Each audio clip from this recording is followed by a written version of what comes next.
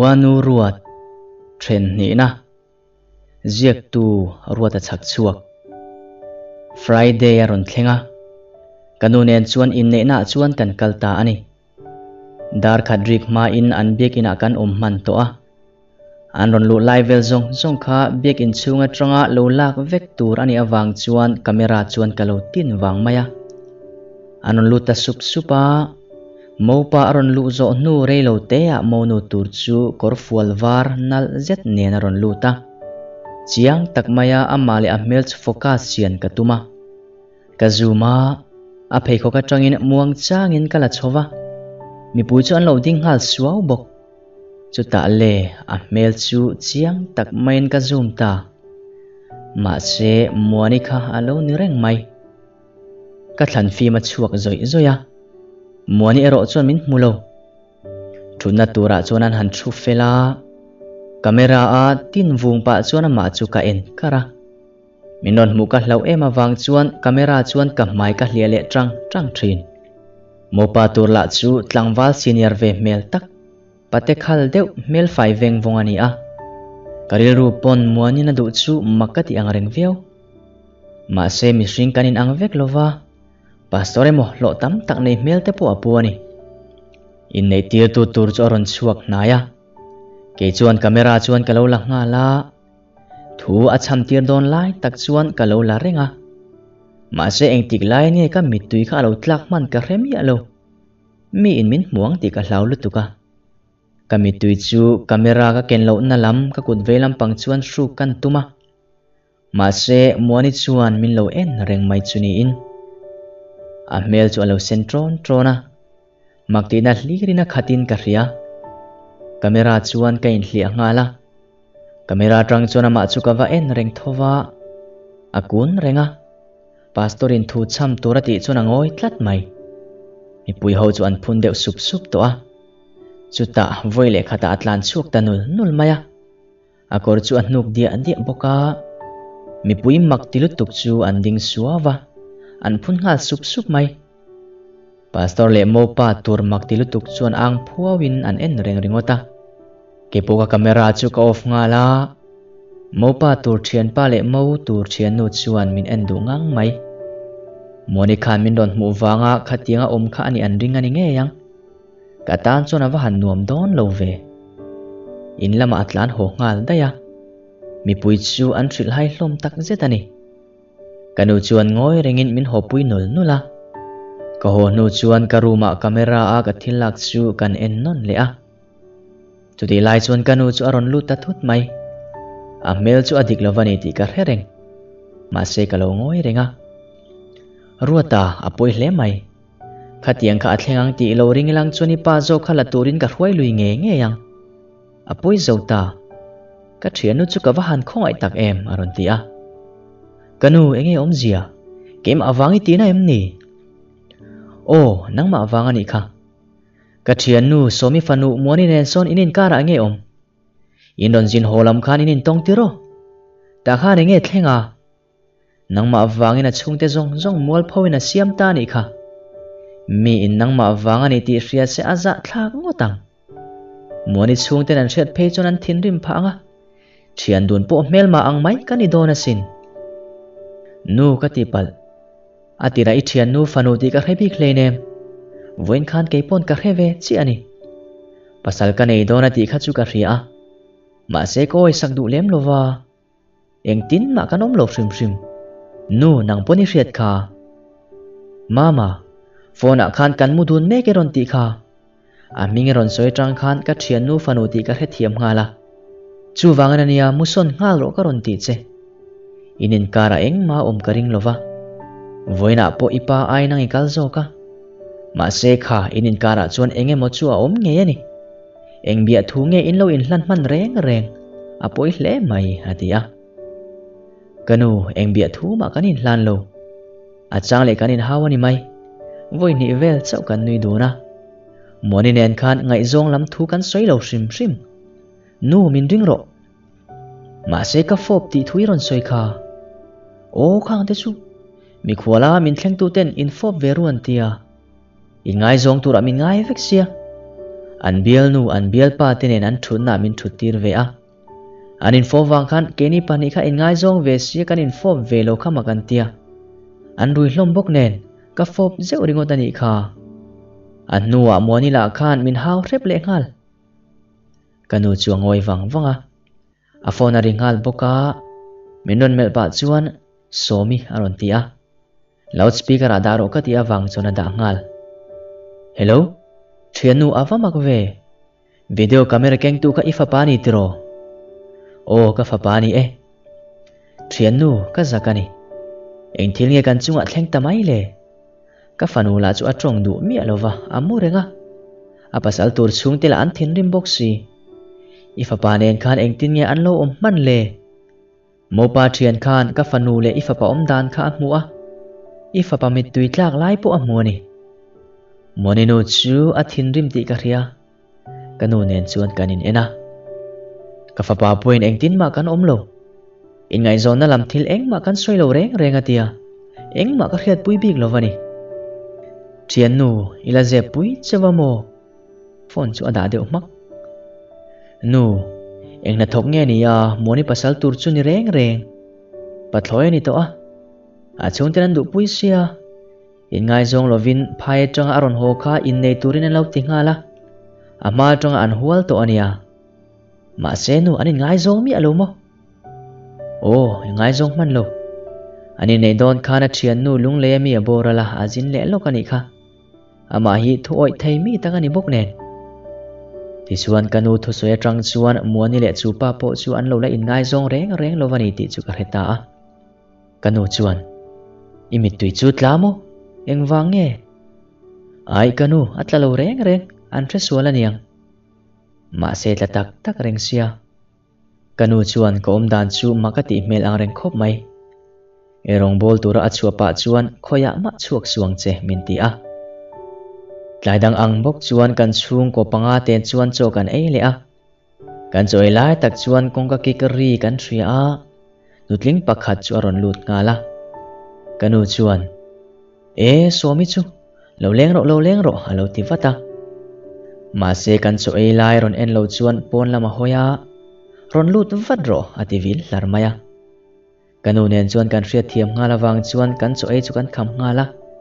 midang po chu an ron kham ve ngal sap sap mai muani chu anu chuan ron pot lut dor dora anu chuan min ron ena inin ngai zongem min ron tita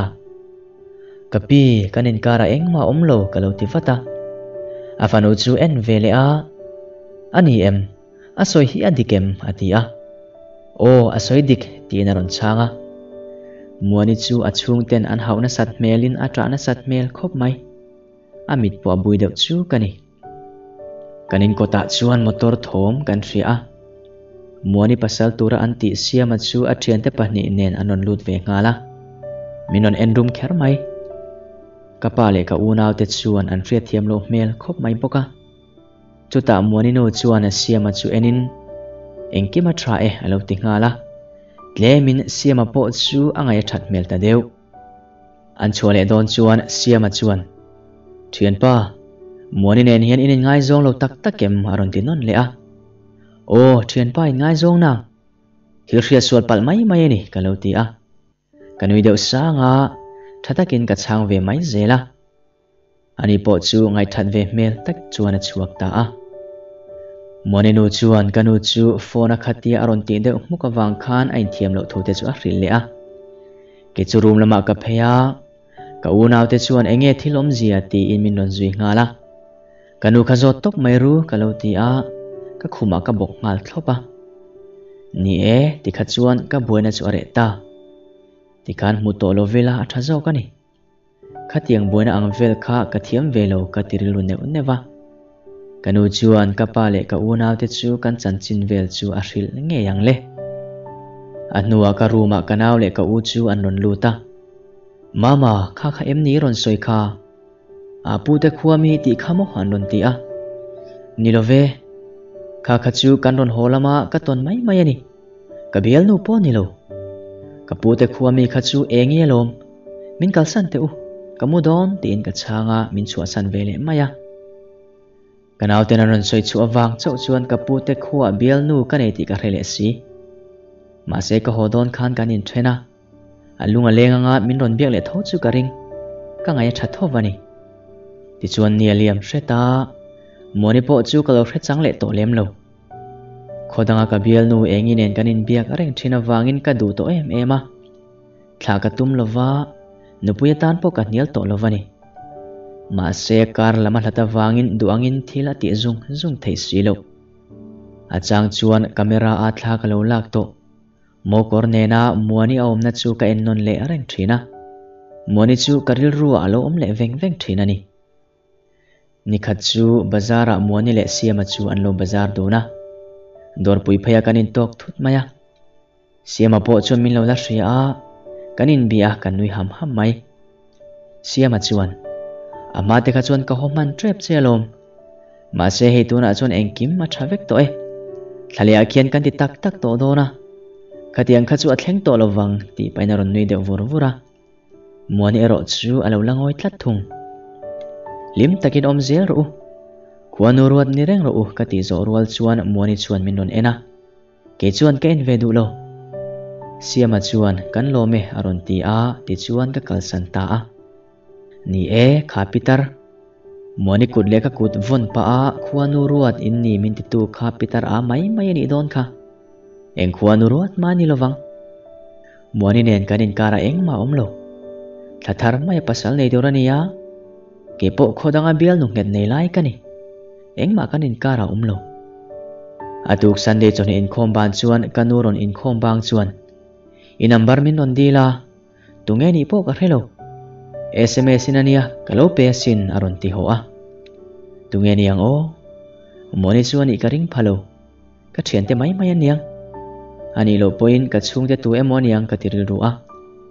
number chu kala a ka sefa ma se ka phone du kherlo minon bia khun ka chang ve tlat zan kanin khom chu tlar nung bera kan thua kabulami te chuan phone an khoya wang chuan ka phone chu karil ru aron om thuta ka phor chua ka sms ka lo dong reng mai damem ka ngai lu tuk che ti minon thona tungai ni kawati la in nakina ila hremayang ati zel boxi nangma star tu deuh che ati atang chuan tuemo sms a minon bol tum tu ani nge yang kain khom ban po chuan minon text tu nen chuan kanin text chun zom zela kan venga mi ang enen soya ma se anom na lai ro chu soi du lo kaming chu hlu te kania atia kan veng vela tuemo min lo star tu ani nge yang chutia min pepe areng ta chu ke po chon thatakin kalo chang ve zela bial nu kan ei thu po ka hril du lem lo ti chuan hlu te nen chuan kanin beve ta zeu zewa kawa phone la hian zoi te na chonga thadevin min lo chang ve thin in mu puya ka som ji a ma se za thu in min nar fo thung lano pang ve takani nge yang achang chuan zan rei tak thleng sms in kan min be thina bial pa la nei lo thu le pakhat chu a hmangai ve to thu a soya ke po chuan bial nu pakhat kan ei to tho thu ka hrila ti chuan sms atang chuan kanin ngai na to khop mai mu ka chak tak zeta khodanga ka cha spot chu ka he chang to lo hial rengani nikhat chu saturday te ani boka in mu puya ka somun ema wang chuna du ve a ka phur khop mai in muna tur mun chu kan siama ma dewa ka thlenga mu chak to em in kalo nga ka ma seron kal tlat lo ka text line min reply thei box silo ka thinarim tak zet to dot soi thrat nu tin ka teksa ka thinarim khop mai tunge ka rechak em a min bol mai wang chuan ka thinarim tak zetani ka hodon chona top nan tin ka phone le rama ma se ti palutuk ti ringo tin min non changa ada ngal khamini tang khana re wanga ke po chuan bia ka tum to chuang lo ma se kar khat nu min non text le a ka reply du lova ma se karil ru ha lutuk ati awang chuan a chan ka bazota ma se min thril du chuang lo lute soi mai te enge ril ru hana chan chu a ka soi du lo na ani le thil ka zo dang che o enge mangai nei tro tuna ilak mangayem chu chunga tinge min zo a soiro ka hedua lom mo soite kalap mangai ni chuan mang tha wang wang ka phone chu ka da maka hetiang mei chia hi ka be pe vel lo mangai nei reng chunga mi padang wa biak ching ho hi ka be du vak lo wani ka be to lo chiang khopang chuan thlaron thara muani te in nei hun tu ni som panga chu karil ruin a hreve kura ma se thria lo ram ka du zan khat chu hlutei bok chuan min ron bele a ida mem dam mino beto su mangai nei kha ke pon mangai ka nei toy mangai chu i thiat ve kher ngai lo nupui ka nei don ani chuanin mangai tak chu nupuya nei nge yang che i soi tur om lo du le ka mangai lo po nupuya ka nei yang ka thu ka lo ti i mangai mi lo chu nupuya nei yang mo i mangai nge kha nei ro ha i lo boi ve na tur om lo kwanu ruat chu tu manan didang lam chuang lawang haron ti a kwanu ruat hi ring em ni engma ani lo kamudon mangthra katia kamini trang khan in hi aliam le to a minon beto lo min biak to lo tang chuan ka khuwa haru diawa phone ka met eng zeu zawa ka inbox te chu ka chianon le thina ni kanu chuan moni dam lo thu chu aron soya dam doi ina oma alu haya tlua bakal vero mintia jana chuan kanu nen chuan muani omna a chuan kan vakala mian tam em awangin kalut velo nikhat chu muani chuan anu phone atang chuan min lon bia kadam lova min lo kan vela aron tia ama kan tura voi khat ka kal to thu ka hril nu chuan rem chang ma sabera karon kal le ang ti in ka thla nak tu aron kal ro ron kal nge yang che ati tak deuh tlata wang chuan atu ka chuan ka vakal vele ta akhuma chuan lo mu deuh bala ka vakal chuan min lo nui deuh sen sena anau mi panen chi an lo kanin koma kan ti a achang le kan jin holam te kha ron soi chuaka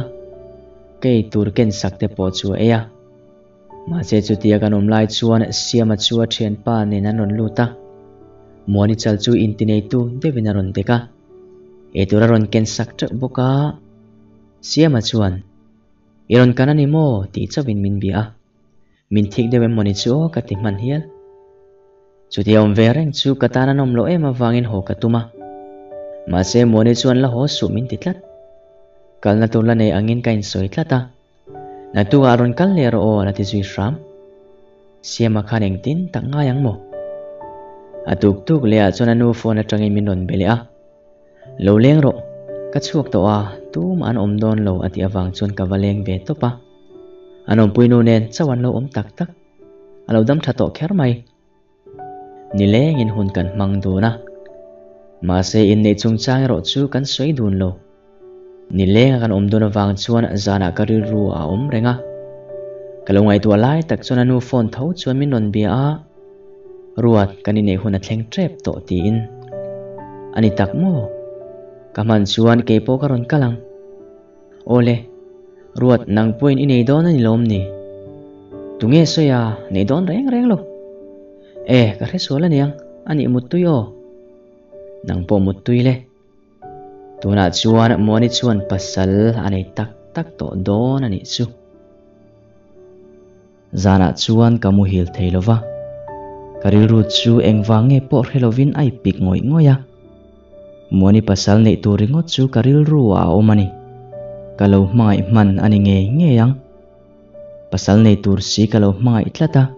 kalo buai pha vena chan chu makkati ani in pairwana tur ka du ema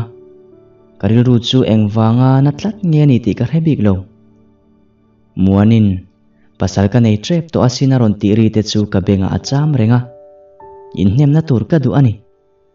ka sms chas hlutei chu alamut lo takin ti in ka va text ta pop maya lute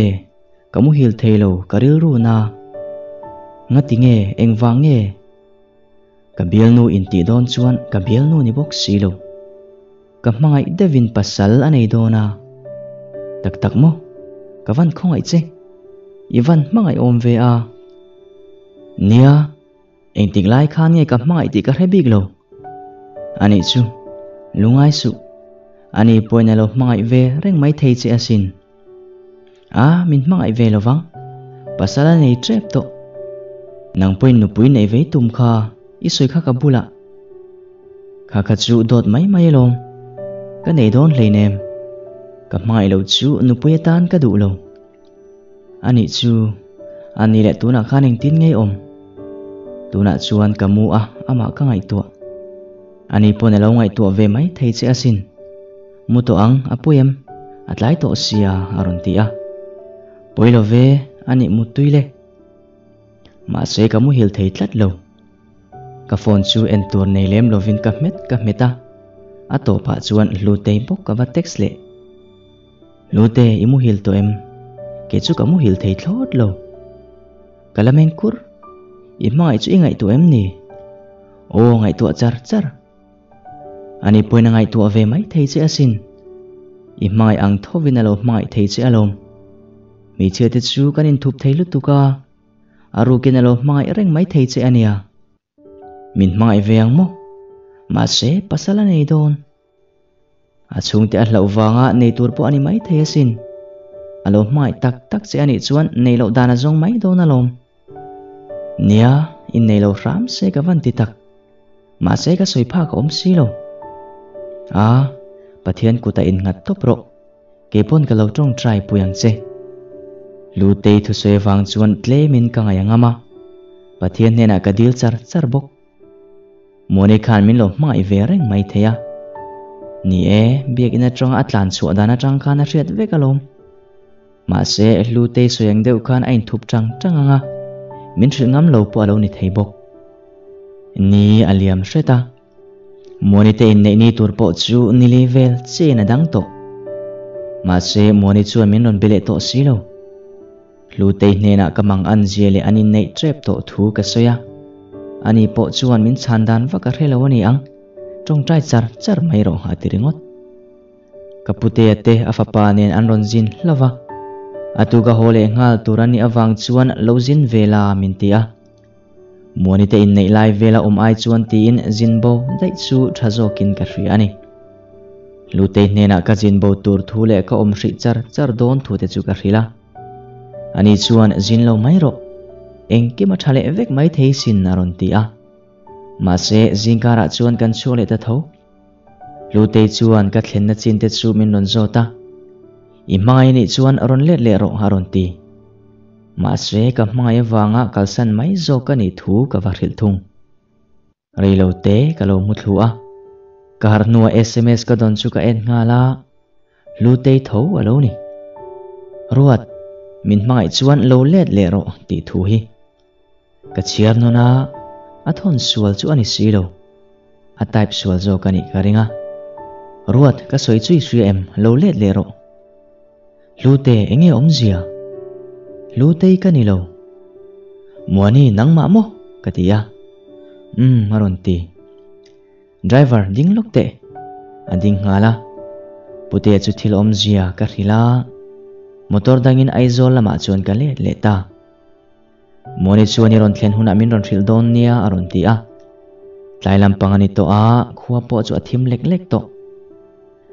lute mo ka ti kha moni ve kaloni kalovan re har ve mole anu phone atrang kanu number kha lo la ni nge yang thilmin zo chik dana le in mu kan tuma alo kalo na chan kha muani halo ni reng wang alo ni mo limtur nge tra tur ti po ka re thiam lo ti chuan zanda sari vela chuan aizol chu kaluta min lo mona tur ka soya chuan alo om to a kalila ti ba kin kanin belo aizol civil hospital gate bula thutna lo oma chuan kan thuduna lutei khanang ma mo ngatinge khatiangai ti a angoi renga akun deuh tlata soita che pasal nei turini hi katuar don mi alovani o i chung tele siama kha anron kal le ani point ka thiam lovani lo thu ka soito ang katia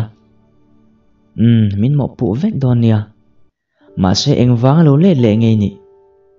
o nang man ron le ro itini lom ni ani le min mai ti na ni mo kangoi vele tlat thung ngatinge biakin chunga khani mi tuite atla ka lute mo min ti lai khan ka hmanga in pasala nei do ni ti ni lom ni chu ke ma kan ni lovem ni dot ve kami aron ti a ai do ni lo thu di ka lom ka lo ti le thung ruat min hmangai mo min hmangai ti ro o ka hmangai che engmo han soi le te muani ka soi sualem ni ka hmangai che ka ti chu ai soi sual lo ka thu ka soi le ro muani ka hmangai che asin ka hmangai che ka ti mol mola soi ro soi reng ro ati mol mola ani muani nang ni soi ve don lovem ni ke pon ka ma ati lai chuna phone aron ri phuta aman timing lo thin tak anu aron ti deu sa sa o nu rin pui te na ka kal no ka eng lo vel beng be vel ka va en china o karon ho nga lang ruat ka ho to mayang o ma se thu soi chuan ka lunga ti oi lem lo a soi ma ba kha a soi le main ho tum dai a poem minau thala treasury thleng chu i pe chuan mani pe chu ka hlau deuh sia atia o kalang ke po treasury atangin ka ho thlamaya katia kanin zui nak naka motor tlan beng cheng thom ala om zeu zeu wang chuna ron tong ri po chu ka re thei mu mal lo ka bek te chu min a cho ka tuma ma se ka tlom ngai lui ve tlat ruat enge mo thei ngil kan ne ania nia ke chuan ka ria nang mani thei ngil zo nia enge mo ti tur ka nei tlat lok o kan ngai tu alok kalpa chuna ngai tu angur ngur em moni don ni treasury thleng ka ngai tu anga ka hriat lo chuan kan in bul thleng min thla le anga kala hriat lo chuan min thril don nia i pem atia in venga tangin ka ho thlang mo o anai tho lo em mi nai ve tho ve ani chuan kal chakang treasury kan thlen po chuan athil ngai tu chu al hret chuak zo chuang lo an veng lam kan pana anin bul chu kan thlenga so ania kan in chu ti pa ina ko ka kalmai atum nia ka hriat awang chuna kuta ka lo man ngal voi khat ka von sakna ani boka ka mur chuak wa in ka ria akut lum ther le nel thep mai chu ka hum nget sau sawa ka jin bek le ka da thlak rual chuan muani chu ka ma ka pot phaya fokatum thu te mo atianiang akut le lamin ain dang ngal akut da thlak rual chuan ka von le ngala min an ngam lovina kun reng mai muan min ngayem o ka ngai che ma se pasal nei don sia soi to su ka mai lo chu ka nei don lo ka chung te min ron lovin ka tanan lo huala lo tam ta ka ne wangin min tu pui ma se ke chuan enga tan ma ka tilo ka ten ngoi ngoi ui pathloi la nei zui muani enge ka fop thei cheng em ka thiam lo i thiam reng kha ani ka bianga hian o ai i muya ati rual chuan ka fopa thlale mai ka tum lo akutin min non nem tranga ma se nget takin ka pom beta anua chuan ka lo chak ri ruk em chu kan ti don ta kanin pom vonga kan chelova kan tong lo bok ruat lute anga karon biak che wang khan ti pal o in mutura iron kalpo khan i chaka tangin ka mureng che asin karon kal reng alom ehe ta khan iron kal reng amo ma se engkim hi enge ni kha enge engkim chu o pitar te soi kha ni don take engkim hi khuanu ruat vekani ani khuanu ruat hi ring tawang o ole kha kan hun ton le kan ton tur po hi enge ni kha khuanu ruat ani le minon phone le main ka wa ho to ange o karon bele watang che ka mangai che atia kalta ka holam pang chu ka hlim kher mai ka mel ma po muila ka nui sang thei hi alang kan mun munate chuan kanin text zela kan ka tang chuan mangana thu hlir chuak to ani muani thil ka zo tang che o e tiklai tang khan nge min mangai ruat soitura tam mai mi pa ka fo masak bereni mi khwal ina khuma min mutir te khan kamu hil deralom min pom phei kher ka du awangin imuthil nu khan kamenga rei taka men pha dik tak chuan mo ho kha ka chak lo lutu ka sin ka ho nu khan ka lunga leng lutu ka pitar te thu soite kha ka ret chu ka khating ang deuh kha ka mang reng thin ka ngai lutuk che khatia kan accident a I han nang te kha ka hlau thong man lutuka chuan biakina khan karon mu che a I mit tui alo tlak lai khan ka mu bok si che a makka ti lutuk ka mu le si che awangin karil ruwa tlan chu kha alo om thuta ma se khuanu ruat vek aniang tiro nang ang mi pa hi kala tong ngai lo achang le ka nui pui thei che a achang le ka in hau pui thei tho che a engtik lai khan nge ka mai che ka in threlowani muani ke point ka in threbi khleinem mai na te hi chu ho te atang point na lo piang theilom ma se tun kara in nei don kha ruat engtin nge kan tiang ka rebik lo ruat mi pa te chuan ti dan turi ngai tu tura lom I mangai hi kum khuwa tana chan hleni du lo chuan enga motal tiro muani chan che ka phallo nang hi ka chan ngai bok lowang che tlan bo mayang katita a chunjom zel tur